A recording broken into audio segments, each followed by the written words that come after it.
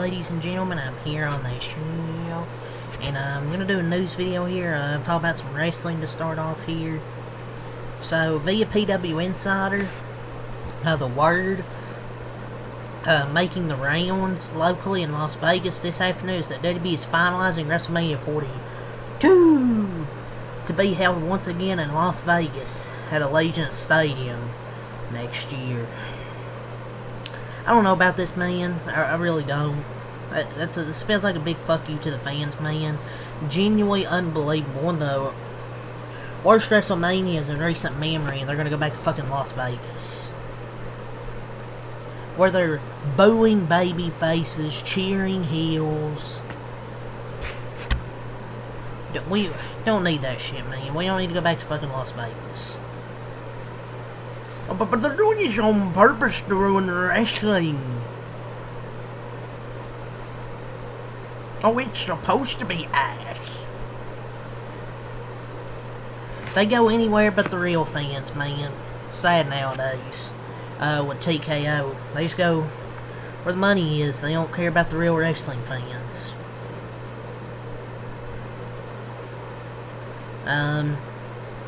So according to NOLA News, WrestleMania 42 next year will be in Las Vegas once again. It was per an industry official, which this is that was, they canceled WrestleMania 2026 in I think New Orleans. So that's a big hole in the calendar event calendar. So they canceled that, and they're gonna have WrestleMania in Las Vegas. Yeah, tell me you offered more money without telling me you offered more money. So this is via PW Insider. There are some within WWE who believe WrestleMania 42 next year will emanate from a international location. So, with New Orleans no longer being the host, where should WrestleMania 42 be held? I don't think it should be once again in Las Vegas, but that's where it seems like it's going to be. And they received a significant bid from an unspecified location to host WrestleMania 42 next year. I don't know what it could be, but it says a unspecified location.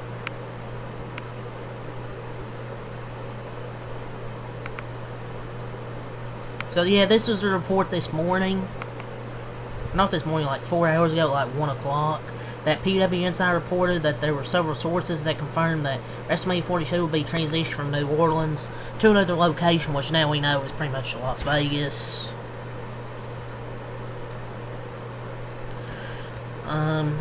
So yeah, it's no longer set to take place in New Orleans.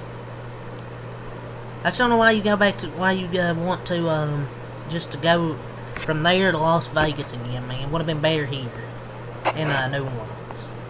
So via WrestleNomics, Money in the Bank 2026 will be held in New Orleans though, so get something for 2026 according to the Greater New Orleans Sports Foundation. This comes after the city no longer being the host of Mania 42, but an unspecified year will.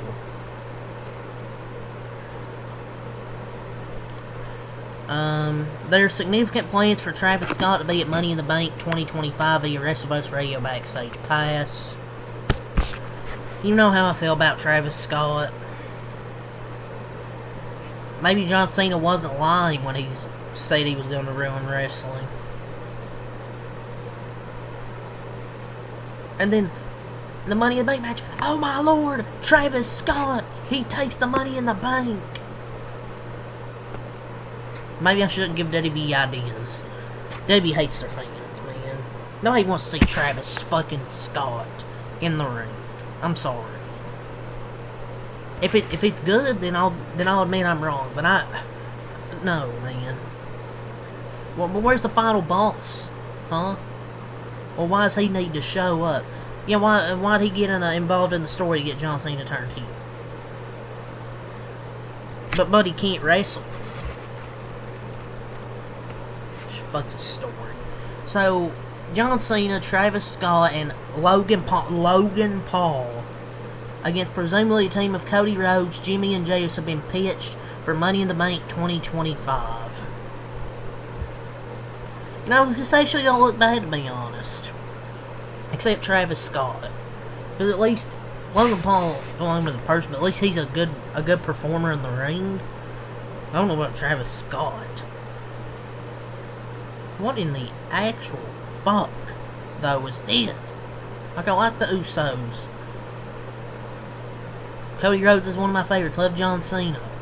But what in the fuck is this?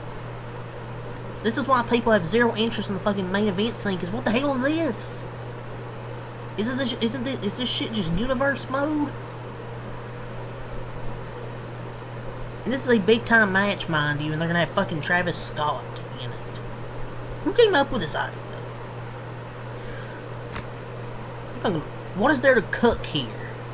What is there to cook? Jesus Christ.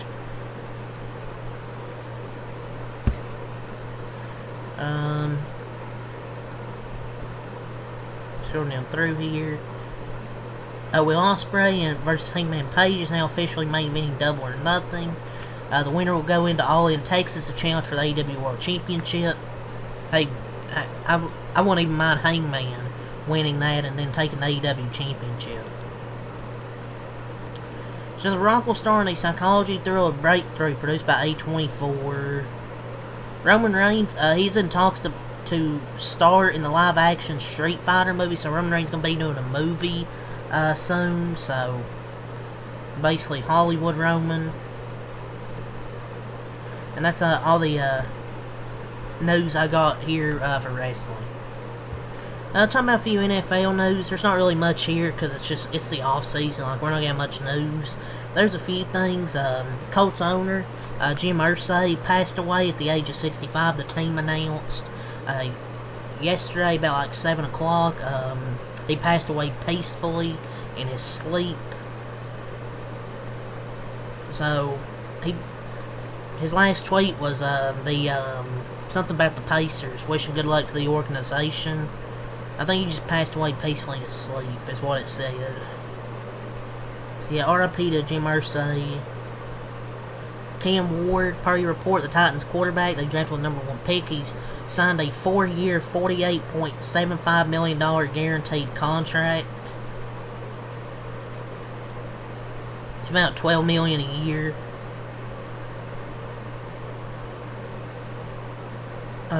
Jets star wide receiver Garrett Wilson says his reps have been in talks with New York. Go New York, go New York, go. Go New York, go New York, go. On a long-term extension, and he's hoping to be with the team for life. You sure about that? Nobody wants to be a New York Jet for life. So, the Commanders' All-Pro wide receiver Terry McLaurin was not at practice yesterday as off-season workouts continue.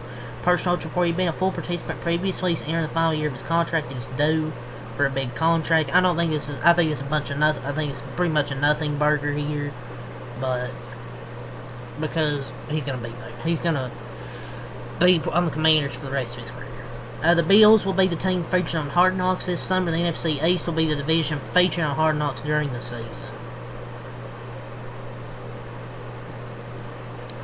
The NFL is adding a new yearly award to recognize the league's best offensive lineman, naming it Protector of the Year.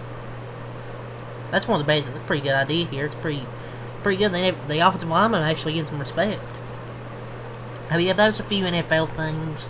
Like I said, not really much, but so let's get into a little bit of NBA here, and I'll have some NASCAR to end it. So Wednesday's Pacers-Knicks Game 1 was the most watched Eastern Conference Finals opener since the Cavs and Celtics on ABC in 2018. I mean, are we surprised, man? Last night's game was a thriller. And it's Knicks-Pacers. I mean, what more do I need to tell you, man? Actually entertaining hoops, unlike the MVP.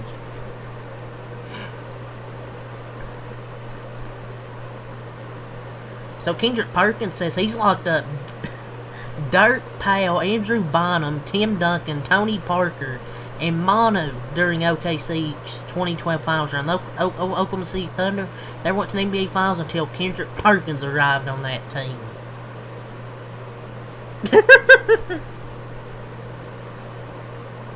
Role players talking like superstars, man. Steve Kerr says Jonathan Kuminga is not the type of player he would play heavy minutes at the moment if he wants to win games. I don't know why if that's the case, why did we draft him when we did? This team is so bad at drafting lately, man. Well, that's one way to destroy your player's confidence right there. Oh, he can't play, but Pat Spencer's out there getting minutes. If my coach said this publicly, I would not play for that team. So Richard Jefferson says SGA told him that no one cared when he was taking 11 free throws per game on the 10th seed, but now that he's taking 9 a game and sending everybody's favorite player home, people suddenly care. I don't think OKC fans or SGA get it.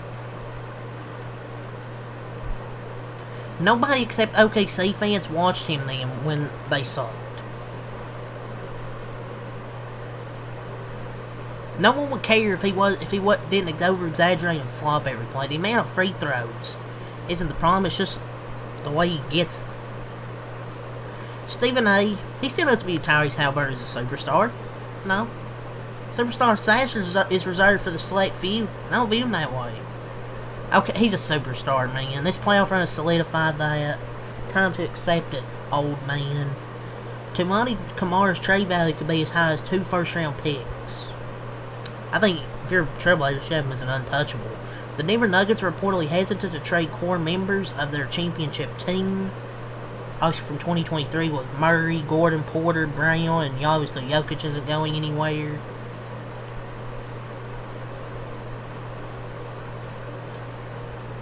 The Detroit Pistons are expected to show some interest in Ty Jerome.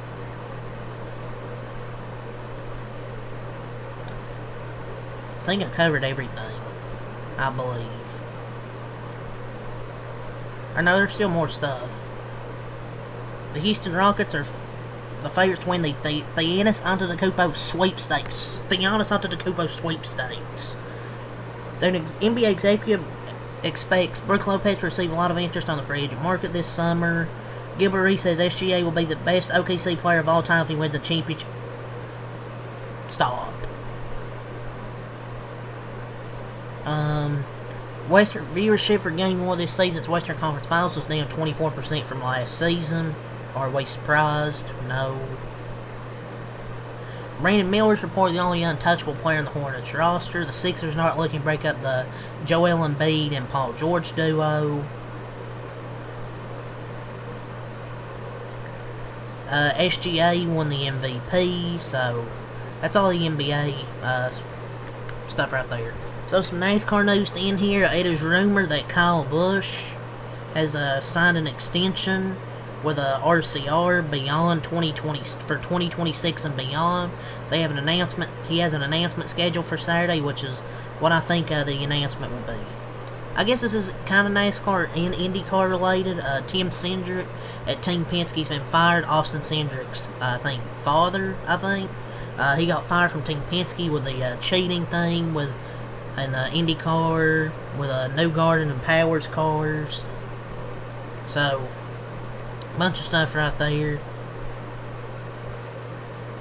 So RCR does have that media announcement 10:30 May 24.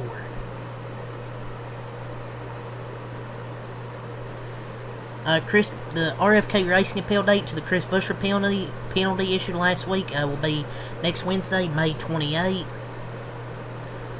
Mason Maggio's back in the Rayon Brothers car.